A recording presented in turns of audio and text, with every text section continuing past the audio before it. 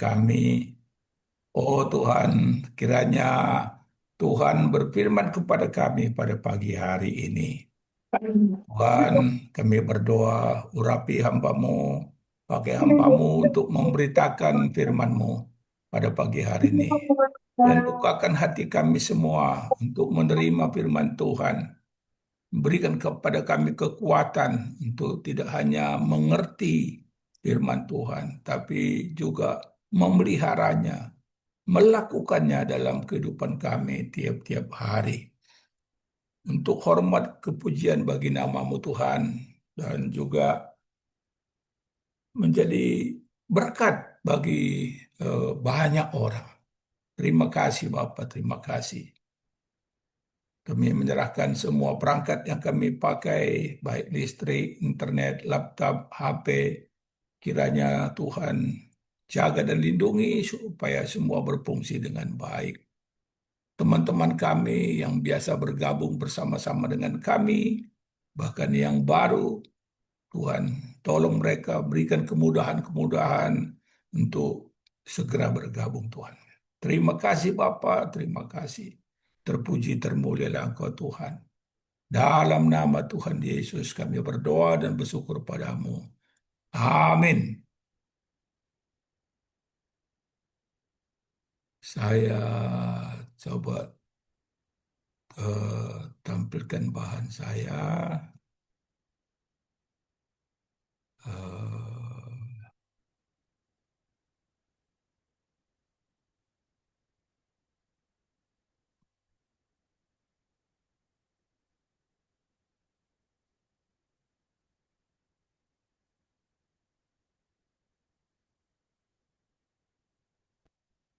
Eh, sudah kelihatan Pak Rapes, Bapak Ibu sudah kelihatan bahan saya? Sudah, Pak, sudah. Sudah, oke. Ya, Eh, tema kita 1 bulan ini, keputusan mengikut Yesus adalah harga mati walau penuh resiko. Alkitab banyak mengisahkan penderitaan yang timbul karena mengikuti Tuhan Yesus. Di zaman ketika kitab-kitab Perjanjian Baru sedang ditulis, para pengikut Tuhan Yesus seringkali dianiaya oleh keluarga dan komunitas mereka sendiri. Penganiayaan terhebat seringkali datang dari para pemimpin agama. Kita baca Kisah Rasul pasal 4 ayat 1-3. Demikian bunyi firman Tuhan. Petrus dan Yohanes di hadapan mahkamah agama.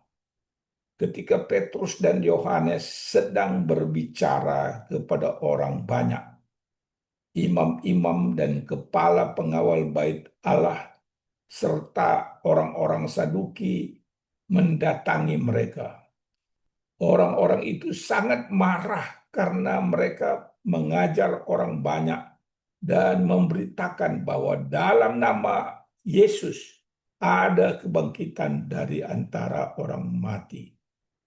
Mereka menangkap kedua rasul itu dan menjebloskan mereka ke dalam tahanan sampai keesokan harinya karena hari telah malam. Jadi penganiayaan oleh eh, komunitas sendiri, oleh keluarga sendiri, oleh pemimpin-pemimpin agama. Ya, Tuhan Yesus menyatakan kepada para pengikutnya, diberkatilah mereka yang dianiaya demi kebenaran, sebab mereka yang memiliki kerajaan sorga. Amin, Bapak Ibu. Ada yang mendengar suara Amin, saya? amin, amin, amin. Ya, diberkatilah mereka yang dianiaya demi kebenaran, karena mereka yang memiliki kerajaan sorga. Saya tidak tahu apakah Bapak Ibu semuanya pernah dianiaya karena mengikut Tuhan Yesus. Tapi puji Tuhan, sebab mereka yang memiliki kerajaan sorga. Matius 5 ayat 10. Tuhan Yesus juga mengingatkan para murid, jikalau dunia membenci kamu, ingatlah bahwa ia telah lebih dahulu membenci aku daripada kamu. Yohanes 15 ayat 18. Jadi eh, siapa yang mengikut Tuhan Yesus eh, akan dibenci oleh dunia karena dia terlebih dahulu membenci Tuhan Yesus. Dalam surat Timotius pasal 3, 2 Timotius 3 ayat 12 menyatakan dengan jelas, sesungguhnya semua orang yang ingin hidup saleh dalam Yesus Kristus akan dianiaya. Oh, jadi jangan heran kalau kita dianiaya oleh karena mengikut Tuhan Yesus. Sesungguhnya semua orang yang ingin hidup saleh dalam Yesus Kristus akan dianiaya. Seperti zaman jemaat mula-mula sampai dengan hari ini, orang-orang yang mengaku beriman percaya kepada Yesus di beberapa negara bisa dipenjara, dipukuli, disiksa, dan dianiaya, bahkan sampai mati. Ya, Kisah Rasul 5 ayat 40, banyak ayatnya itu, tapi yang saya baca eh, Kisah Rasul 5 ayat 40. Eh, Mereka memanggil rasul-rasul itu lalu mencambuk mereka dan melarang mereka mengajar dalam nama Yesus. Sesudah itu mereka dilepaskan. Ini yang indah ayat 41. Rasul-rasul itu meninggalkan sidang mahkamah agama dengan sukacita, walaupun baru dicambuk, ya, karena mereka telah dianggap layak menderita penghinaan oleh karena nama Yesus. Bagaimana Bapak Ibu? Mereka bersuka cita karena dianggap layak menderita karena nama Yesus. Ya, dicambuk karena nama Yesus, karena memberitakan Injil. Ya, saya nggak sampai dicambuk, tapi diancam 4 kali akan dibunuh karena memberitakan, karena program radio kami memberitakan Injil melalui radio, ya, di Zamboanga, Filipina Selatan. Teman kami beberapa orang ditembak sampai mati. Ya, kami masih bisa melarikan diri karena Tuhan menjaga, melindungi. Tuhan menyediakan uh, tiket kami 10 orang, ya, keluarga Salomo Bangun dan keluarga kami 10 orang, pagi-pagi sekali lari dari kota Zamboanga ke Metro Manila. Masih bisa lari karena Tuhan menjaga, melindungi.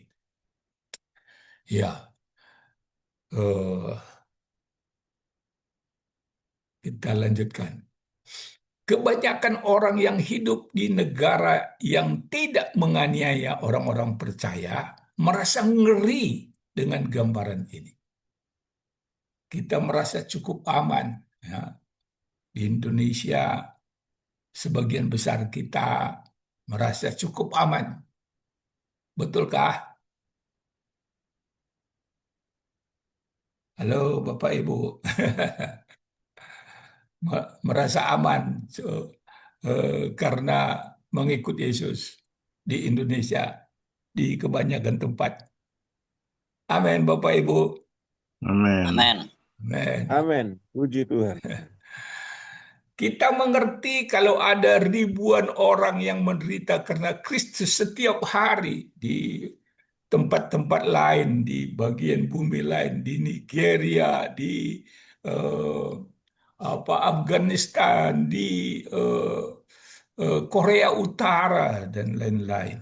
Ya. Kita bersyukur tidak harus mengalaminya, tidak harus dianiaya secara jasmani. Ya. Namun apakah penganiayaan memang cuma ada satu jenis saja? Apakah penganiayaan hanya secara jasmani saja? Yesus menyatakan dengan jelas arti menjadi pengikutnya.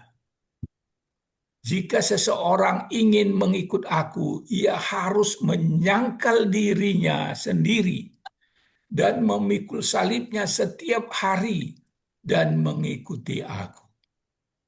Sebab siapapun yang berusaha menyelamatkan nyawanya akan kehilangan nyawanya. Akan tetapi barang siapa kehilangan nyawanya karena aku, ia akan menyelamatkannya.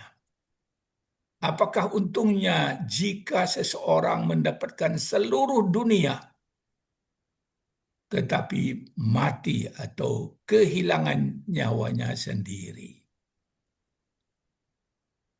Ya,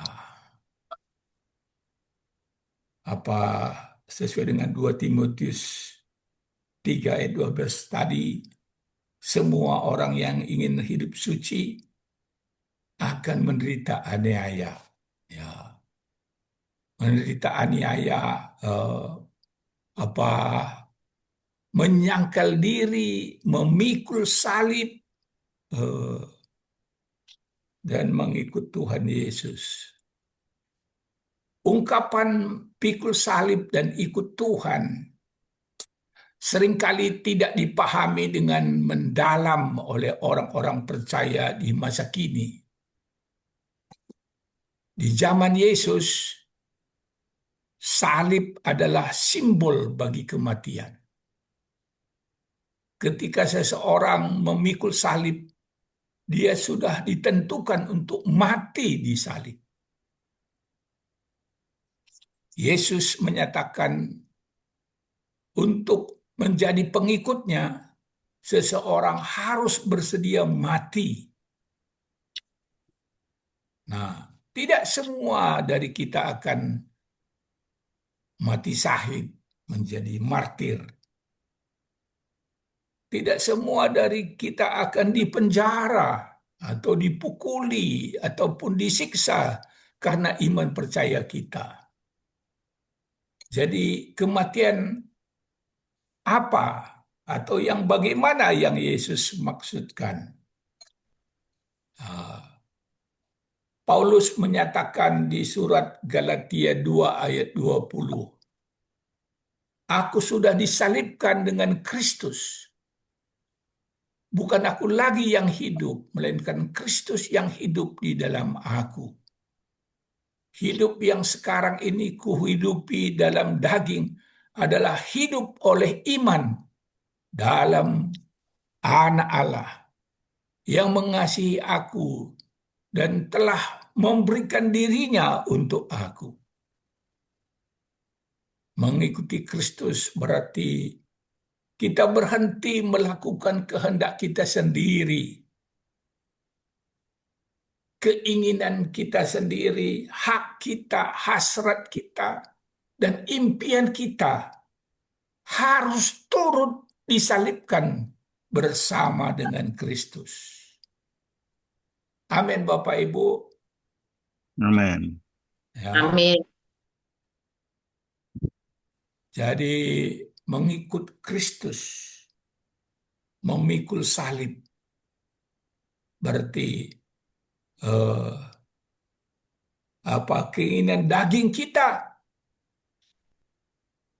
impian kita, hasrat kita disalibkan. Eh, Kalau ditanya apakah kita ingin menjadi kaya, kurasa semua kita ingin jadi kaya. Tapi eh, ada orang menjadi miskin karena mengikut Tuhan Yesus. Ya, keinginan kita, hak kita, hasrat dan impian kita harus turut disalibkan bersama dengan Tuhan Yesus. Hak untuk menentukan arah hidup kita, ikut mati bersama Tuhan Yesus. Kita baca Filipi pasal 3 ayat 7 sampai 8. Filipi pasal 3 saya bacakan. Filipi pasal 3 ayat 7 dan 8.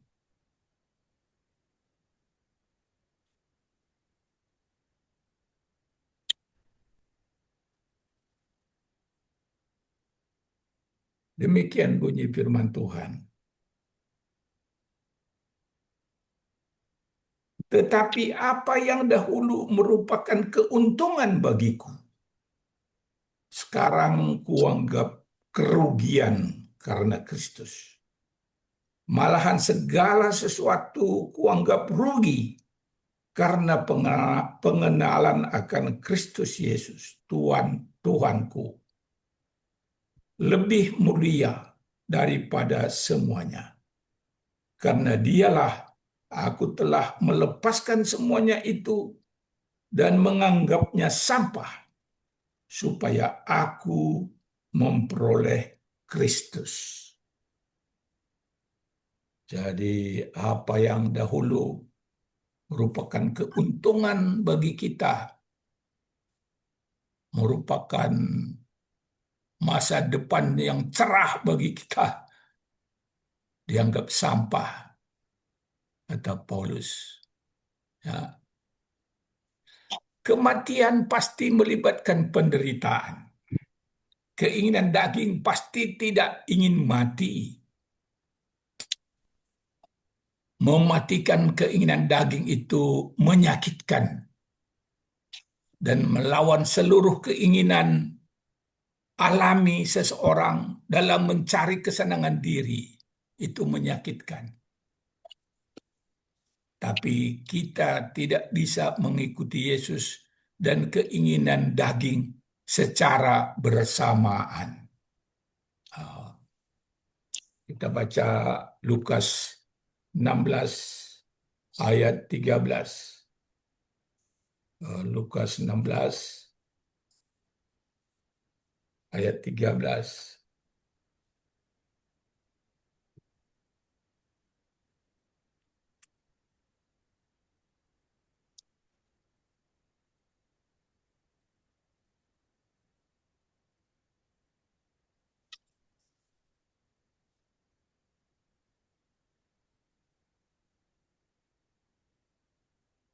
Demikian bunyi firman Tuhan. Seorang hamba tidak dapat mengabdi kepada dua tuan, sebab ia akan